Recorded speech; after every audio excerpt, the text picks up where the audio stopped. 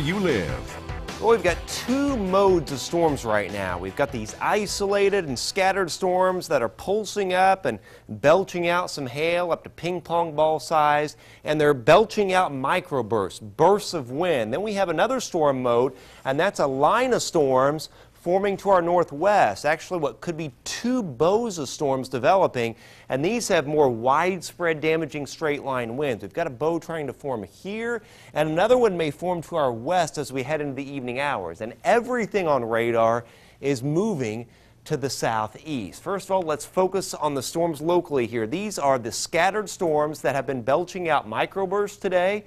We've had winds up to 70 miles an hour in Howard County and a few places. They've also been putting out some cores of pretty large hail up to ping pong ball size. So we could still have that here south of Converse, east of Windfall. And these storms here, Kokomo to south of Indian Heights, moving southeast towards Tipton and Windfall, could have some large hail and brief bursts of damaging winds. Another intense cell has blown up here north of Delphi.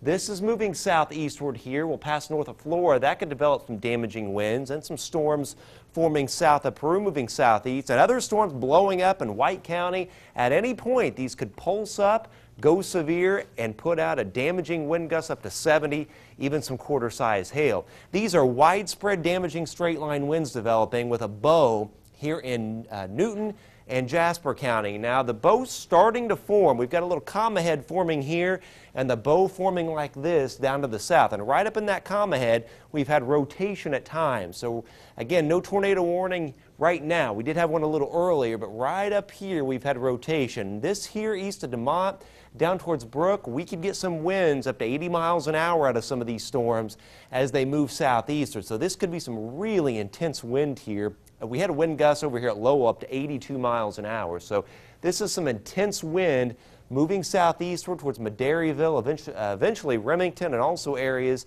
near Rensselaer and south of Brook. And I think more storms will continue to form here in central Illinois in the form of a bowing line as we head through the evening hours. Let's go to the maps now. The other big weather story for today has been the intense heat near record warm temperatures this afternoon. We had a high of 98 degrees here at the station. It's currently 93.